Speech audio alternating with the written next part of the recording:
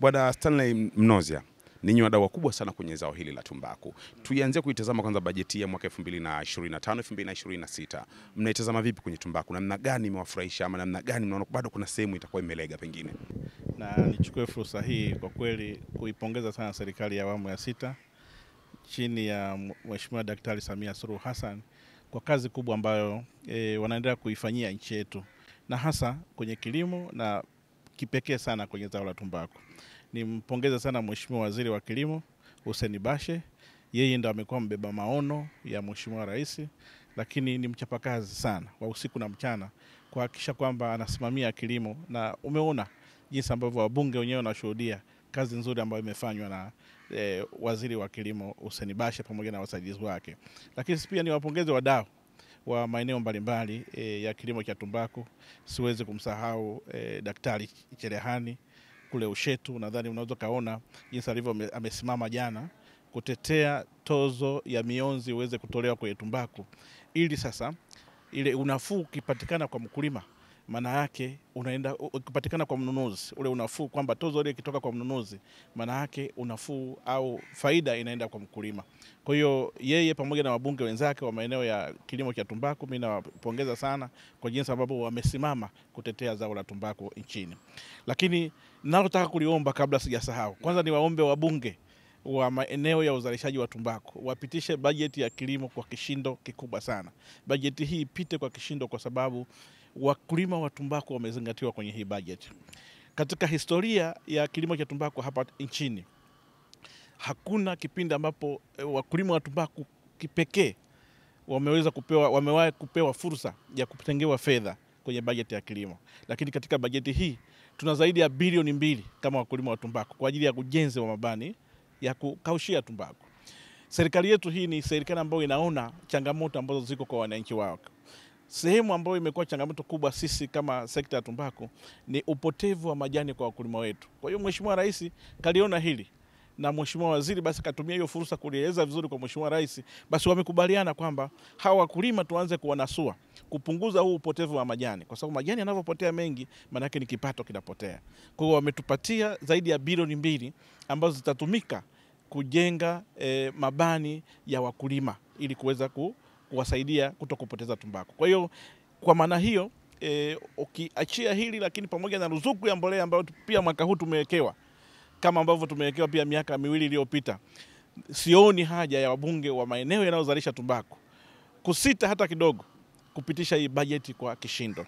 Kwa hiyo mimi naomba waungane na Mheshimiwa Waziri, waungane na serikali kuhakikisha kwamba bajeti hii inapitishwa kwa kishindo. Lakini nitumie fursa hii pia kuishukuru serikali kwa niaba ya wakulima, kwa niaba ya wadau wa sekta ya tumbaku kutuona sisi wakulima. Lakini si hivyo tu, tunaweza tukashuhudia tangu Mheshimiwa Rais ameingia kwenye madaraka mwaka 2021. Nianze na huo msimu.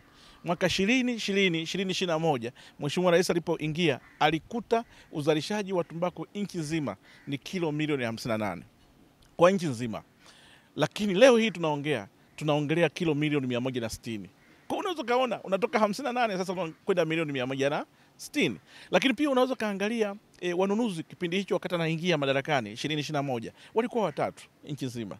Leo hii waliopo kule field ni wanunuzi zaidi ya 18, na mnaweza mkaona jinsi wanavyoshindana, jinsi ambavyo tumbaku hailali, yani jani likianguka chini linaokotwa. Tumbaku zamani ilikuwa ni majani tu ya kijani au majani ya njano au majani ya chungwa, lakini leo hii ni dhahabu ya kijani, dhahabu ya njano, dhahabu ya rangi ya chungwa. Tumbaku haibaki. Ulikuwa ukienda sokoni kule unatembea kwa wakulima unakuta majalala yamejaa tumbaku zile katika. Lakini sasa hizi tuna wanunuzi mpaka wananunua uchafu. Tuna wanunuzi wananunua vumbi za tumbaku. Tuna wanunuzi wananunua majani yaliyokatika. Kwa unaweza kaona haya yote yanakuja ni kwa sababu ya ushindani wa uliopo kwenye sekta. Na ushindani umeletwa nani jamani? Umeletwa na Mheshimiwa Rais, Mheshimiwa Waziri wa Kilimo. Ni ushindani ambao una manufaa makubwa kwa wakulima. Unaweza kaangalia pia bei. Zamani wakati Mheshimiwa Rais anaingia madarakani, bei ya tumbaku ya wastani ilikuwa $1 na senti 42 kwa kilo moja ya tumbaku. Leo hii nyewe mmetoka huko vijijini, mmeona wakulima wako zaidi ya $2.6 na senti 60, wengine $2 na senti 80, wengine $3. Nimeona soko moja la Kahama $3 na senti 1 na senti 10. wastani wa ile soko. Huo ni wastani wa ile soko. Pesa nyingi sana. Pesa nyingi sana. Na Mr. Mnozi, wakati unafurahia kuwepo kwa soko la uhakika kwa wakulima, bado kuna watu wamekuwa na janja. Kuna taarifa nakumbuka kama sio wiki moja wiki mbili zimepita, walikamatwa na torosha tumbaku kutoka Musoma kama atakuwa na kumbukumbu nzuri, wakakamatiwa Tabora. Kwa kiasi gani hili linaharibu sifa ya Tanzania kwenye soko la dunia huko? Utoroshaji ni kitu ambacho kinaathiri vile vyama. Vile vyama vinaenda kufa kwa sababu wale wakulima wamekopa fedha benki. Walime, wazalishe, wauze, walipe deni, wabaki na fedha yao. Sasa unapotorosha, maana yake benki haiwezi kurudisha madeni yake na kile chama hakiwezi kukopesheka tena msimu unaokuja kwa sababu hakijaweza kulipa deni.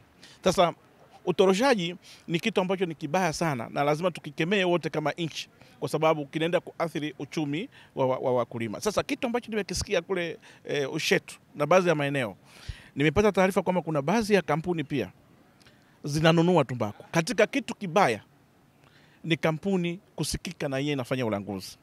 Na ndio maana taarifa zimepatikana na serikali inafanya kazi yake usiku na mchana. Na mimi nitumie fursa hii kuwaonya kama kuna kampuni yoyote inacheza na hicho kitu, inaenda kufilisika na inaenda kufutiwa leseni na tutaifuta na watafungwa. Kwa sababu kampuni ikinunua tumbaku ya mkulima, maana yake inaingiza kwenye store yake moja kwa moja. Hiyo tumbaku haitasoma halmashauri, maana yake halmashauri imepoteza mapato, chama cha msingi, unioni, kila sehemu, na hizo kilo hazitahesabika. Kwa hiyo unaweza kusema Ushetu mfano tumezalisha kilo milioni 10, kumbe mlizalisha kilo milioni 20, lakini zingine walanguzi wamechukua. Hawa watu ni watu ambao hatuwezi kuwafumbia macho, na ndio maana ile tumbaku ilivyokamatwa kwanza imetaifishwa, afu wale watu wanafungwa. Lazima wachukuliwe hatua kali ili kuhakikisha kwamba inakuwa fundisho kwa wale wengine ambao wanafanya hivyo. Huu mchezo unaonekana upo sana maeneo ya Uloa. Nitumie fursa hii kuwaasa wale ambao wanafanya ulanguzi wa tumbaku. Fursa ya kulima ipo kwa kila mmoja. Kila mtu ajiandae kwenda kulima. Mikopo ipo. Serikali yetu imeweka haya mazingira. Kwa nini hauendi kulima unaanza kulangua? Unanunua tumbaku kwa kulima, unawapa fedha kidogo, wewe unaenda kuuza kwa fedha nyingi sokoni. Hilo ni jambo ambalo kwa kweli sio zuri na lazima tulikemee kwa nguvu zote. Wakati mnakemea jambo hili, tunajua mnafanya mikakati mingi sana kuendelea kuboresha soko la tumbaku kwa wakulima. Kuna hoja moja ambayo Mheshimiwa Cherehani aliizungumza siku ya jana, akisema kuwepo na soko la kimkataba, lakini pia liwepo lile soko la mnada. Unafikiri soko la mnada likiwepo mkulima ndo tenda kunufaika zaidi? Mimi nashukuru sana Mheshimiwa Cherehani. Muda wote ni mtu ambaye anaweza kuona mbele. Na ninamshukuru kwa sababu swala hili pia liko kwenye mjadala. Tulikuwa tunaendelea nalo na mjadala. Ukienda kwenye nchi za wenzetu hizi jirani ambazo tunashindana nazo, wana mifumo miwili.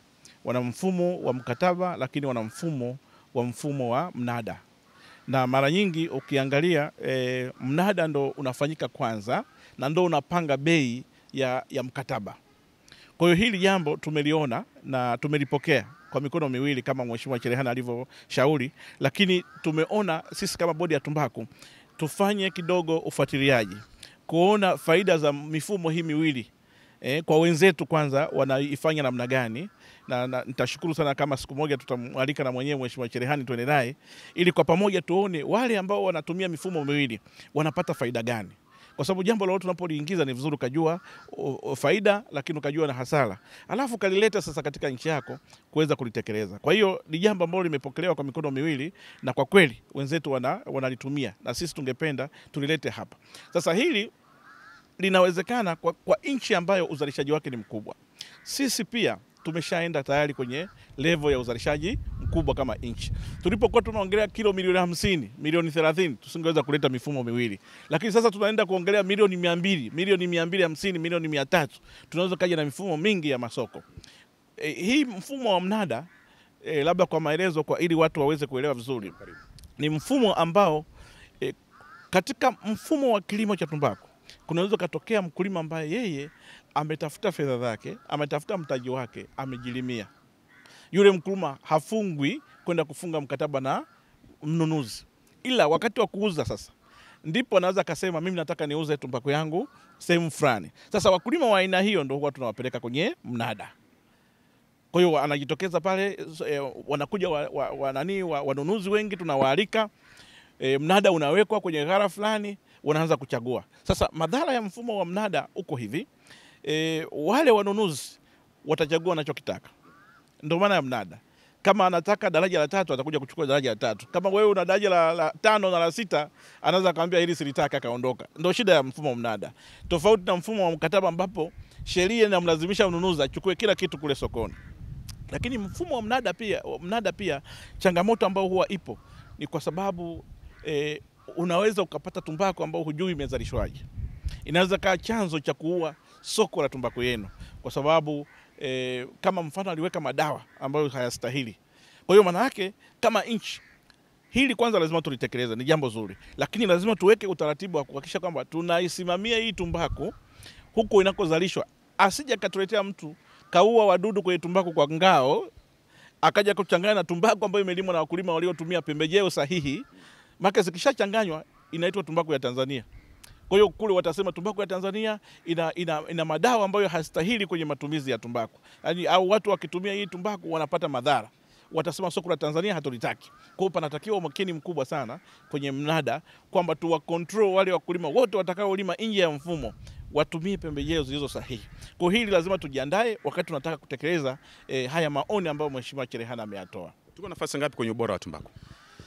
Mimi nashukuru na niweze kusema kwamba haya yote ambayo yanatokea tunashukuru sana serikali yetu ya awamu ya 6.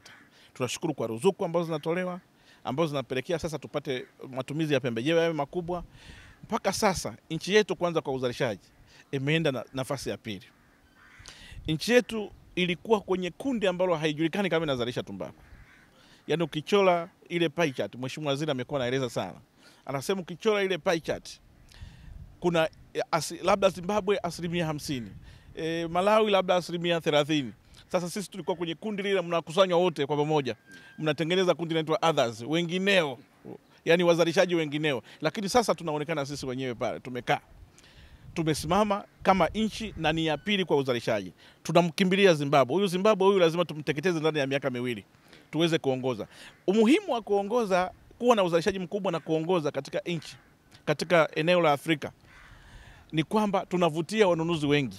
Yaani hakuna mnunuzi ambaye huwa anaenda sehemu ambako kunapatikana uzalishaji mdogo. Mnunuzi anasema ngoja ni nchi fulani nikanunue tumbaku kwa sababu nitapata kila aina ya tumbaku. Lakini kama mna uzalishaji mdogo, maana yake mnunuzi anasema sasa nikienda kule nitapata labda gredi 1 tu. Alafu nikisafirisha haiko kiuchumi. Kwa sababu lazima apate mzigo mkubwa au usafirishe ambao unamlipa na yeye amepata gredi nyingi anazozitaka akatengeneza sigara akauze. Kwa hiyo kuwa namba 1 na kuzalisha tumbaku nyingi ni jambo ambalo litaleta neema kwetu kwa kuvutia wanunuzi wengi zaidi. Kama ambavyo unaona wanakuja. Kwa sababu ya uzalishaji mkubwa. Kwa wale ambao wamekuwa wakiwaingilia sana wakulima na kuwarubuni, pengine wapite njia za panya wauzie tumbaku kinyemela. Sababu unakuta mkulima mwingine ametoka kijijini huko, kuna watu wanawazidi akili kwa lugha na ushawishi mwingine. Mnawaambia nini wakulima na mnafanya nini dhidi ya watu hawa?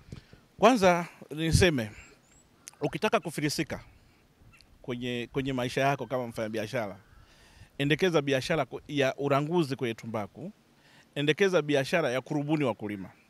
Serikali iko macho, inafuatilia biashara ya tumbaku inavyoenda usiku na mchana.